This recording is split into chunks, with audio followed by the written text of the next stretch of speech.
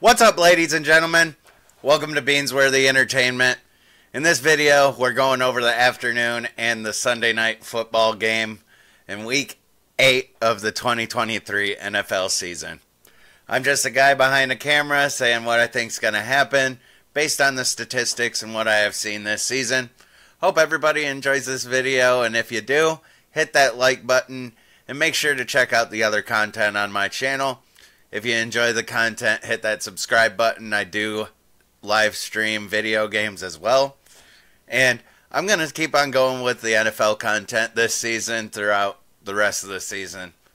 So, hopefully you guys enjoy it. Be kind and respectful to others, and most of all, be kind and respectful to yourself.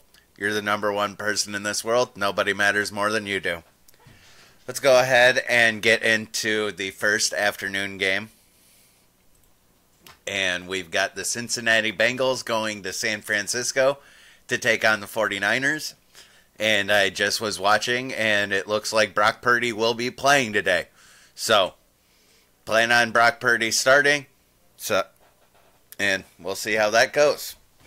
The Cincinnati Bengals are ranked number 12 on the power ranking list with a record of 3-3. They are last in the AFC North. The 49ers are ranked number 3 on the power rankings. They have a record of 5-2. They are first in the NFC West. The offensive stats for the Bengals, they have 256.3 total yards per game. That is the worst in the league.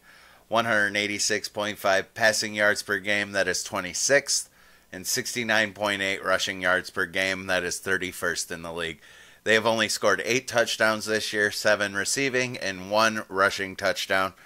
48 points scored, and the offensive line has only allowed 14 sacks. The 49ers offense is 364.7 total yards per game. That is 7th in the league. 228.3 passing yards per game. That is 11th in the league. 136.4 rushing yards per game. That is 7th in the league. They have scored 24 touchdowns, 11 receiving, 13 rushing touchdowns, 144 points scored. And I believe that is the league leading, that's second. Sorry. I forgot about the massive number that the Dolphins have. Their Dolphins are like 180 something. But the offensive line for the 49ers has allowed 12 sacks. Turnovers for the Bengals on offense is 4 interceptions and 1 fumble. The 49ers, they have 3 interceptions and 3 fumbles that they have given up. So, Brock Purdy and the offense, they have had a rocky last couple of weeks. They started off undefeated and then have lost their last 2. Let's see what happens against the Bengals. I'm kind of 50-50 on whether or not they're able to do it. But on the Bengals side, Joe Burrow's calf is healing up, and he's looking better every single week and getting back to his same old self. The stat leaders we have for the offense on the Bengals side, we have Joe Burrow, Joe Mixon, and Jamar Chase. For the 49ers, we have Brock Purdy, Christian McCaffrey, and Brandon Ayuk. The quarterbacks, Joe Burrow has 147 completions for 232 attempts, 1,230 yards, 7 touchdowns, and those 4 interceptions. Brock Purdy, he's got 131 completions on 193 attempts, 1,668 yards, 11 touchdowns, and 3 interceptions. The running backs, Joe Mixon has 96 carries, 366 yards, and 1 touchdown. Christian McCaffrey has 125 carries for 598 yards and 8 touchdowns. The receiving leaders, we have Jamar Chase with 50 catches, 556 yards, and 3 touchdowns. That has a lot to do with that one big game where he had all of the touchdowns that he's had this season in one game. And Brandon Ayuk has 30 catches for 511 yards and 2 touchdowns. Going back, let's go to the defensive side of the ball, and the Bengals have allowed 355.8 total yards per game. That is 27th in the league. They've allowed 213 passing yards per game. That is 13th in the league. allowed 142.8 rushing yards per game. That is 29th in the league. They have allowed 13 touchdowns, 8 receiving, and 5 rushing touchdowns. That's 78 points that they've allowed. Makes a little sense why they are 3-3, but the Bengals did have a sluggish start. The defense has 19 sacks as well. For the 49ers, they have allowed 302.9 total yards per game, and that is 8th in the league. They've allowed 223.6 passing yards per game, that is 16th in the league. And they've allowed 79.3 rushing yards per game, that is 3rd in the league. They have only allowed 10 touchdowns, 7 receiving and 3 rushing, so only 60 points have been allowed by the 49ers, and they have 15 sacks on defense. The Bengals' turnovers on defense, they have 8 interceptions and 2 fumbles, and the 49ers, they have 11 interceptions and 1 fumble. So the 49ers are up there. And both teams have a positive turnover differential. They're really close, so nothing really able to be seen that the turnovers are going to be significant in this game. It's more going to rely on the fact that the 49ers have not allowed a lot of points this year, and that defense is weak against the pass, so it kind of depends on how Joe Burrow and that offense operates today. The ESPN has San Francisco favored, and also Vegas has the over-under at 43.5, and with the 49ers favored by 5 points. Both kickers are perfect for extra points, with a couple of field goals that they have missed. The Bengals, 10 for 12 field goals, 10 for 10 extra points. 40 points for Evan McPherson. 49ers, 24 for 24 extra points and 11 for 14 for field goals. That's 57 points from the 49ers kicker. And again, like I said, the 49ers, they beat the Steelers, Rams, Giants, Cardinals, and Cowboys to start off 5-0, and then they lost to the Browns and the Vikings. So, a couple of questionable teams to lose to. We'll see what ends up happening with that. On the Bengals side, they opened up the season with a loss to the Browns, then they lost to the Ravens, they beat the Rams, they lost to the Titans, beat the Cardinals, and then beat the Seahawks. So, again, a little bit of a sluggish start, but that, I believe, had to deal with Joe Burrow's injury. So, now that he's getting healthier, he's starting to produce more, looking a lot better. Now, let's go to the injuries. And again, like I said, Brock Purdy, he was questionable or something, but I was watching it. Brock Purdy is going to play today. But on the Bengals side, Chase Brown is still on the IR, and Akeem Davis-Gaither is out for this game. Over on the 49ers side, Deebo Samuel is out, and Trent Williams is questionable. They are going to see. That is still going to be a game-time decision for them. Now, with that, looking at it, the over-under being 43.5 in this game, I kind of see that they do go over this. But I'm gonna go with Vegas and everything. I think the 49ers are at home. They finally get back on track. Unfortunately, that the Bengals are the ones that are going to take the loss in this one. But I say that they do still put up a fight. 49ers, I'd say 49ers get like 34 and the Bengals 28. So go with the over, and I'm going to lock that in. 34-28, 49ers beat the Bengals at home. Next game that we have up is the Browns going to my Browns. Cleveland Browns going to Seattle to take on the Seahawks. And these two teams are literally right on top of each other in the power rankings. Cleveland is ranked number 10 on the power rankings with a 4-2 record, 3rd in the AFC North. Seattle is ranked number 11 with a 4-2 record as well, and 2nd in the NFC West. Now, these teams are definitely different. Cleveland has the best, arguably the best defense in the league. Seattle, we've got a Geno Smith that has shown signs of struggling. Did good with the turnovers at the beginning of the year, and then all of a sudden a red zone interception, a mishandled snap. Just didn't look like the same Geno that we're used to seeing. But let's get into the numbers. In the Browns offense, we have 319.2 total yards per game. That is 20th in the league. 171.7 passing yards per game. That is 31st in the league. And 147.5 rushing yards per game. That is second in the league.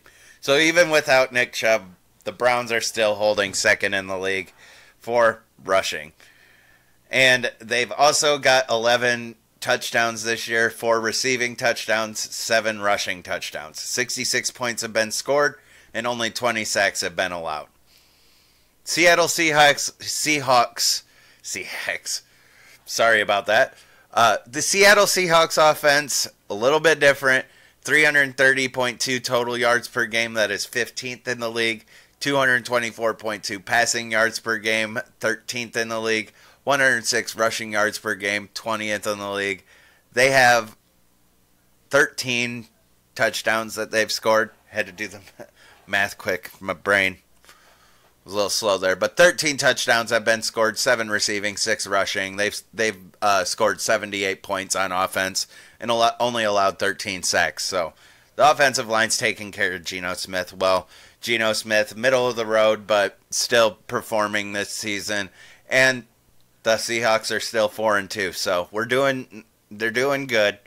Turnovers, Cleveland is struggling.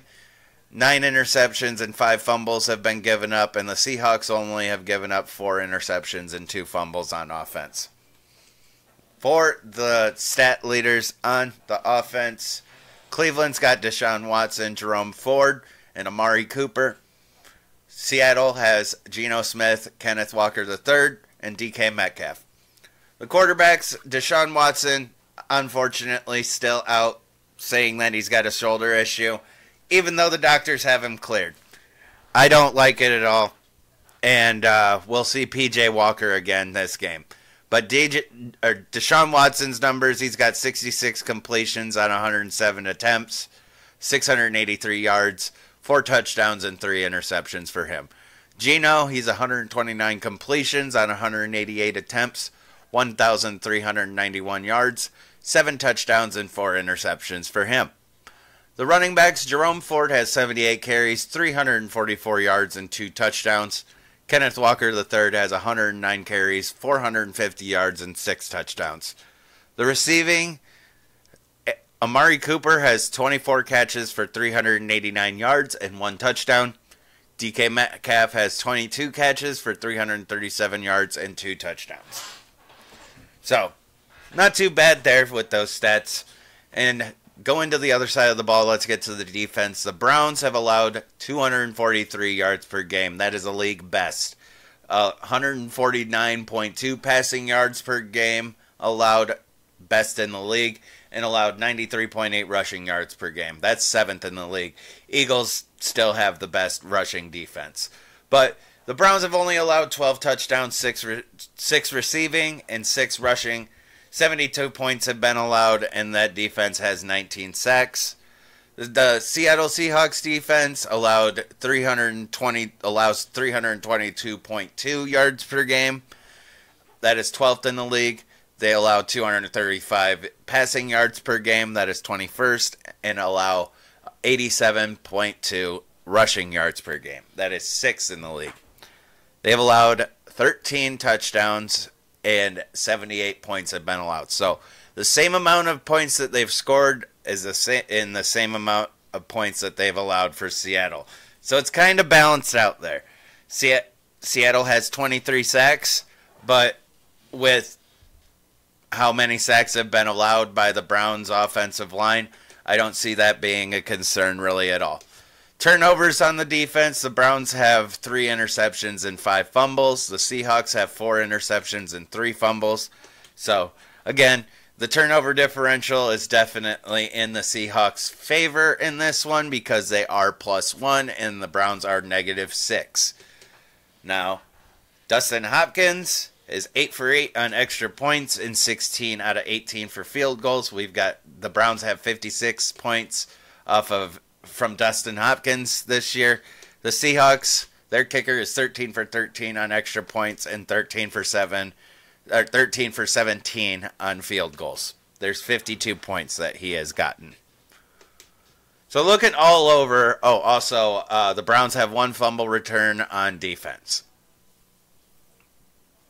Other than that, that's all. The injuries, Deshaun Watson again is out. Jerome Ford, he's ready to go, but it's going to be a game time decision, and we'll see.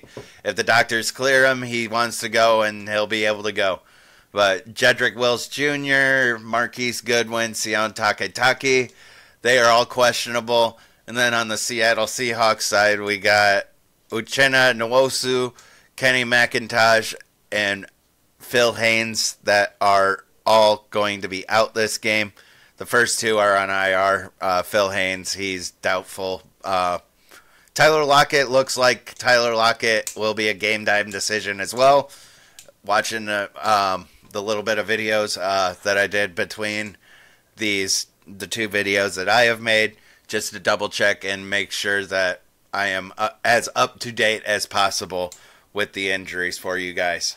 But Tyler Lockett going to be a game time decision, but Jamal Adams does not look likely to be starting today. The Browns record, they beat the Bengals, Titans, 49ers, and Colts, but they've lost to the Steelers and the Ravens, so a couple of divisional matchups that they've lost. Seahawks, they lost week 1. I think that was a fluke to the Rams. I think they should be actually 5-1, but they lost to the Rams and the Bengals. They've won against the Lions, Panthers, Giants, and Cardinals. Only one that's actually impressive there is the Lions. The rest of the teams on that list, Panthers, Giants, and Cardinals, nothing really to take home about, but a win is still a win. Looking through this, tough to decide. I want to say that the Browns prevail because of their defense. Geno Smith and his offense, they're at home, and Seattle is a tough place to go on the road and get a win. ESPN has the Seahawks favored, and Vegas has the over-under at 37.5, and the Seahawks are favored by 3.5. But I'm going to go against that. And I'm going to go ahead and put in for the under.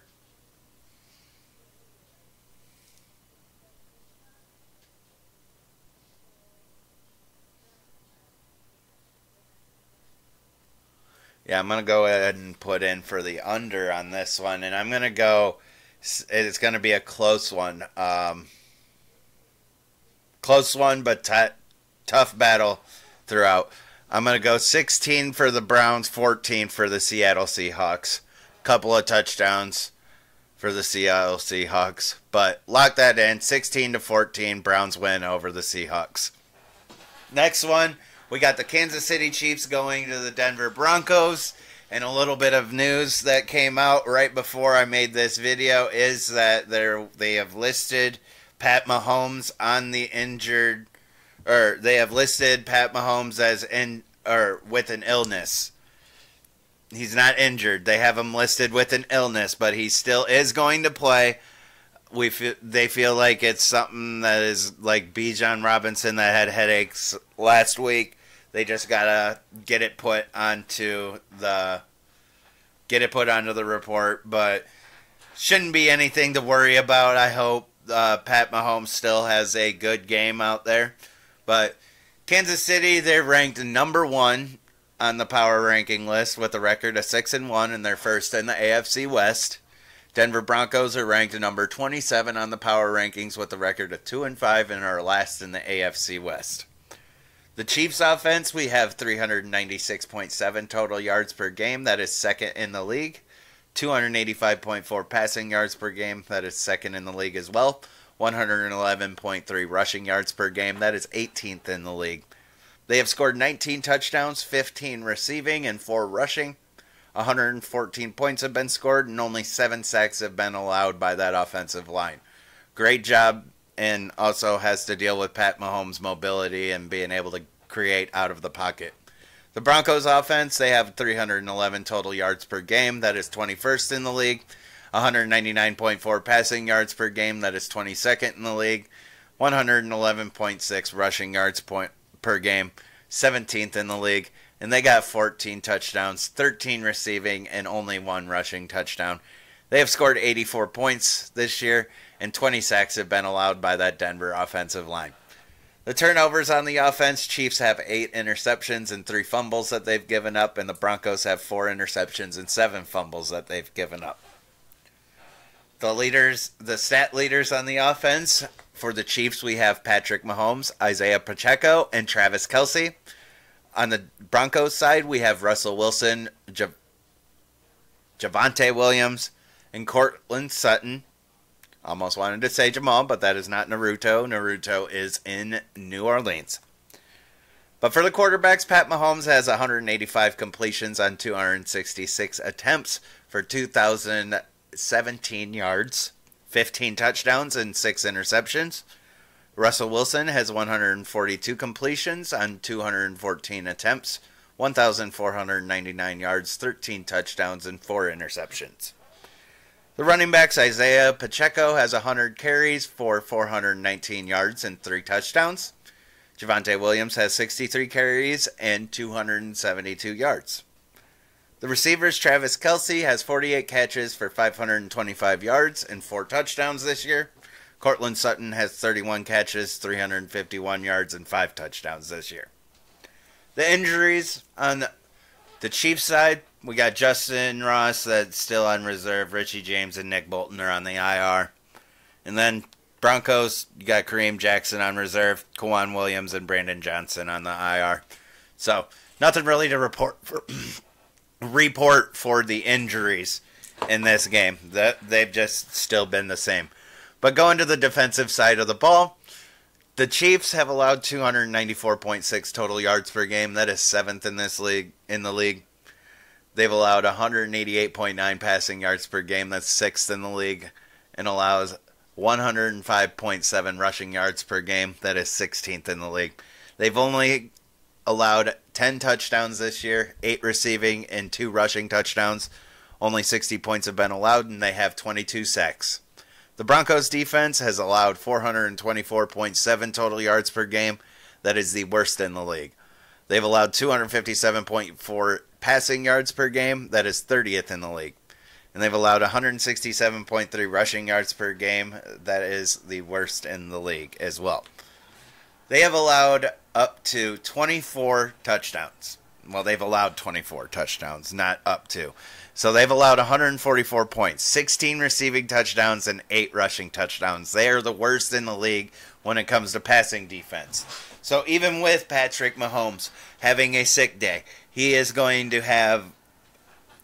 have anything necessarily to worry about. They're going against the worst defense in the league. Broncos only have 14 sacks. They do have 1 fumble recovery touchdown. They do have that on them. But turnover differential wise, Denver Broncos in the negative. Chiefs, they're dead even. They've only got the 1 loss against the Lions that they took week 1 when they didn't have Travis Kelce or Chris Jones. And I don't want to make injuries an excuse, but that definitely was a key game that they needed, because we have seen what it's like now that they are back on the field. Both these kickers are doing great this year. The Chiefs, Harrison Butker's 19 for 19 on extra points and 15 for 15 for field goals. He's got 64 points off of his leg. And over on the Broncos side, it's 12. Brandon McManus is the kicker for the Broncos. I remembered that he's 12 for 13 for extra points and 12 for 13 for field goals. So there's 48 points from his leg. And looking at the Broncos schedule, they've only beat the Bears, they beat the Packers, so nothing spectacular. They've lost to the Raiders, Commanders, Dolphins, Jets, and Chiefs. So this is game 2 against the Chiefs. I think that they're gonna lose again. Just looking all over the numbers, it's the worst defense in the league. I don't even think Russell Wilson stands a chance. Do the Broncos even get to double digits? I hate to say it to them, but do the Broncos even get to double digits? And I'm going to take the under because of that. And I feel like Pat Mahomes having a sick day, they get ahead and they kind of take the foot off the gas. So what I'm going to go ahead and do is we're going to go 27-6 here. I'm going to take the under on this one. And 27 for the Chiefs, 6 for the Denver Broncos. I'm not even giving the Broncos a touchdown. But go ahead and lock that in. 27-6, Chiefs beat the Broncos. There's other analysts too that were saying the Broncos might stand a chance. I don't feel like that's the case. Moving on to our last afternoon game. We got the Baltimore Ravens going to Arizona to take on the Cardinals. And this one is just have a heyday, Ravens. Baltimore, they're ranked number 4 on the power rankings list with a 5-2 record. They are first in the AFC North. The Cardinals are ranked number 31 with a 1-6 record, last in the NFC West. Baltimore has on offense has 362.6 total yards per game. That is 9th in the league. 217 passing yards per game. That is 16th in the league. 145 rushing yards per game. That is 3rd in the league. And they have 19 touchdowns that they've scored. 8 receiving and 11 rushing. They've scored 114 points and 16 sacks have been allowed by that offensive line. On the Cardinals side, on offense, they have 319.9 total yards per game. That is 19th in the league. 180.9 passing yards per game. That is 28th in the league. And 139 rushing yards per game. That is 6th in the league. They have 12 touchdowns that they've scored, 6 receiving and 6 rushing. 72 points altogether for the Cardinals offense. 15 sacks have been allowed by that offensive line, so they're still doing good in that category. For the turnovers, the Ravens have given up 3 interceptions and 7 fumbles. The Cardinals, they've given up 3 interceptions and 4 fumbles. So offensively, when it comes to turnovers, the Cardinals are a little bit better. But then we get down, or before we go there, the offensive stat leaders. For the Ravens, we have Lamar Jackson and Lamar Jackson. He's leading both passing and rushing. The receiving leader, we got Zay Flowers for the Ravens. Over on the Cardinals side, we have Joshua Dobbs, James Conner, and Hollywood Brown. The quarterbacks, Lamar has 142 completions on 200 attempts for 1,610 yards, 8 touchdowns, and those 3 interceptions. Josh Dobbs has 142 completions on 229 attempts, 1,361 yards, 6 touchdowns, and 3 interceptions for him. Lamar Jackson has 69 carries, 363 yards, and 5 touchdowns as well. And onto the running back, James Conner. 68 carries for 364 yards and 2 touchdowns. Lamar Jackson's putting up running back numbers with also maintaining passing. Lamar Jackson, arguably the best quarterback right now, statistically speaking. But that's just because of his numbers and also with the way that he's running the ball. But onto the receivers, we have Zay Flowers that has 39 catches for 442 yards and 1 touchdown. Hollywood Brown, he's got 32 catches, 383 yards, and 3 touchdowns. Onto the defense, the Ravens have allowed 271.7 total yards per game. That is 2nd in the league. They've allowed 176 passing yards per game. That is 2nd in the league as well. And allowed 95.7 rushing yards per game. That is 9th in the league. They've allowed only 6 touchdowns on defense. So they've only allowed 36 points. They have 29 sacks, which is almost, if not the most in the league by a defense for sacks. In the Cardinals defense, they have allowed 368.3 total yards per game. That is 28th in the league. They've allowed 237.6 passing yards per game. That is 23rd in the league. And allowed 130.7 rushing yards per game. That is 25th in the league. They've allowed 19 touchdowns, 11 receiving, and 8 rushing. So they've allowed 114 points, but they've got 20 sacks. On the defensive side for turnovers, the Ravens have 6 interceptions and 3 fumbles. The Cardinals have 5 interceptions and 5 fumbles. One of those fumbles is a recovery for a touchdown for the Cardinals, and the Ravens, they do have 1 safety on defense. Now, Justin Tucker, he has 17 for 18 for extra points and 12 for 14 of field goals. He's got 53 points this year. Over on the Cardinals side, their kicker is 8 for 9 extra points, 13 for 15 field goals. They have 47 points from their kicker. The injuries for the Ravens, Marcus Williams is ruled out. Odafe Owe, Keaton Mitchell, and Tylan Wallace are questionable. I didn't hear any word from them, so still just keep an eye on them. The Cardinals, we have Kyler Murray that's still not activated yet. Elijah Wilkinson's on the IR.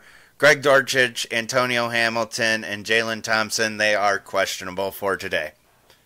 ESPN has the Ravens winning this by a landslide in Vegas. The over-under is 43, and the Ravens are favored by 7.5 points. So heavy favorites. The Ravens look like they're going to get a road win, and especially after that dominating win over the Lions last week.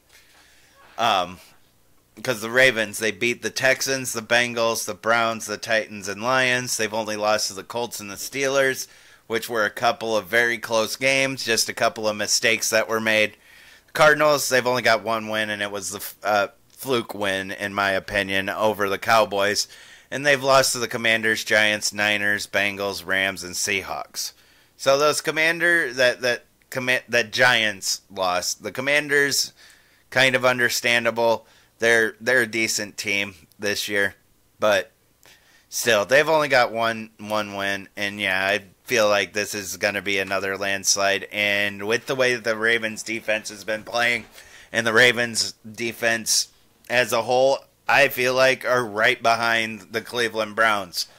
Obviously, the Cleveland Browns have a significant difference in between the two. Because total yards per game, 243 for the Browns, 271 total yards per game. So, yeah, it's only 20 yards per game that they're behind. So, yeah, they are close.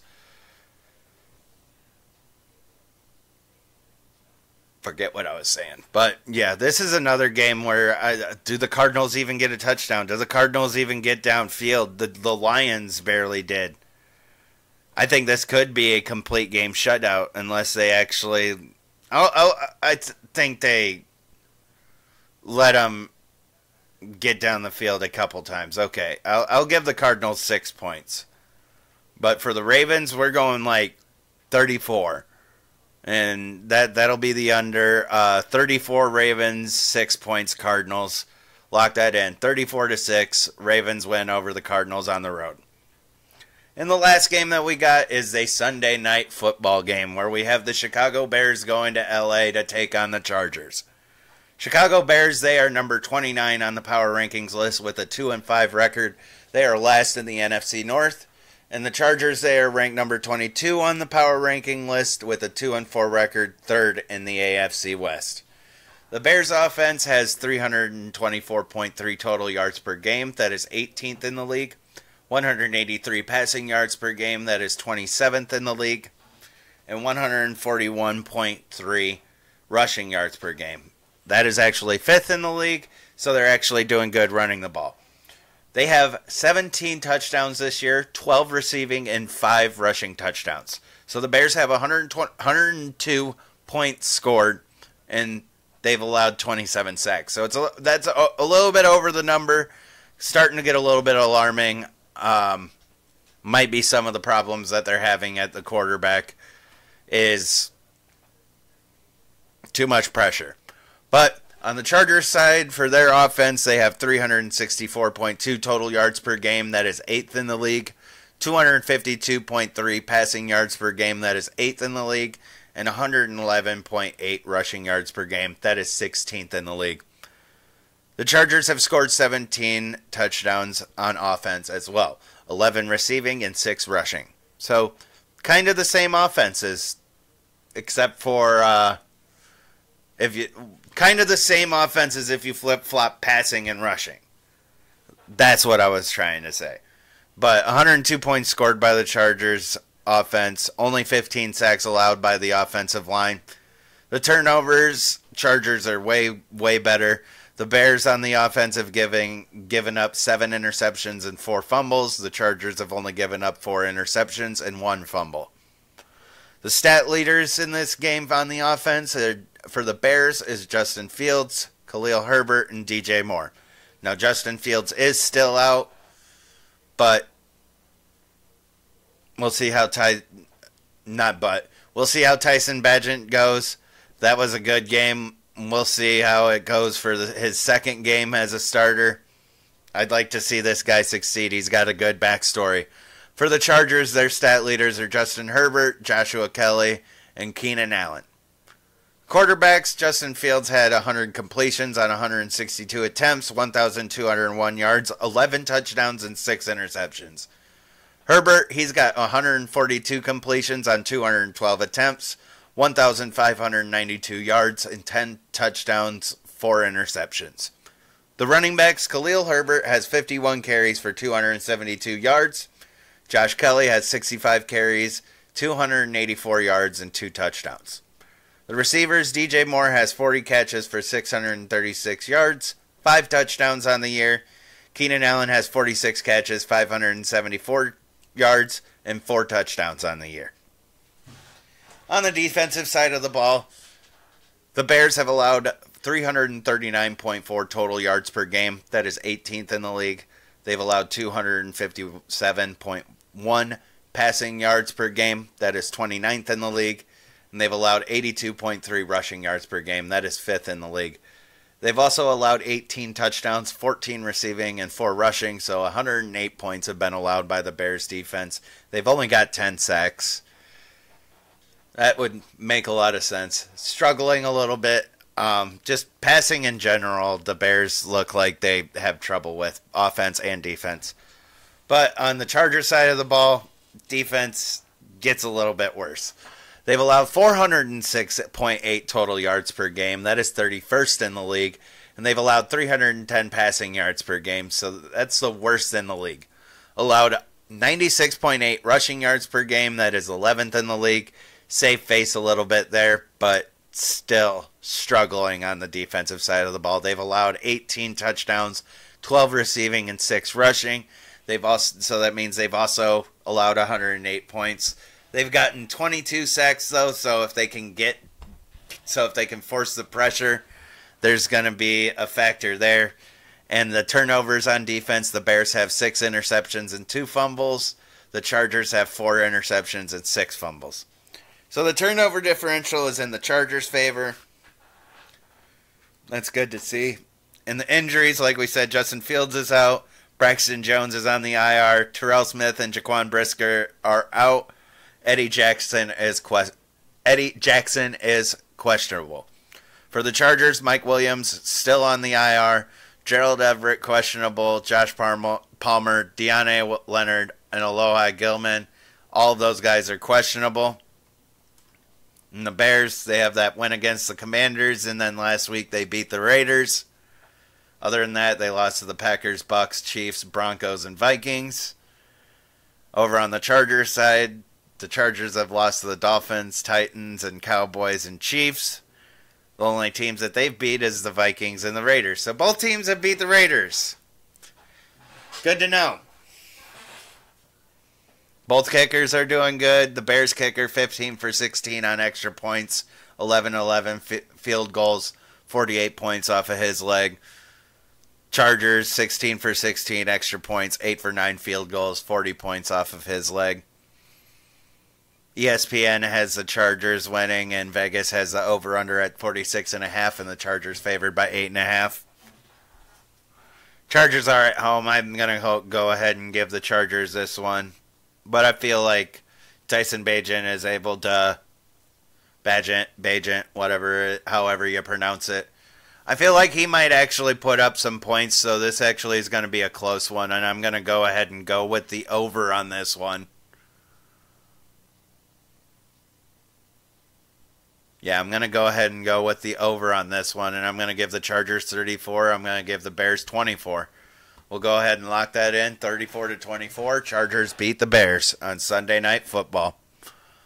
That will be it for the games in this video. There will be one more video that is coming out for the Monday Night Football games that will be released tomorrow. Hopefully everybody enjoys watching the games, and I hope everybody enjoyed watching the video. If you did, hit that like button. Go and check out the other content, and if you like that, hit the subscribe button.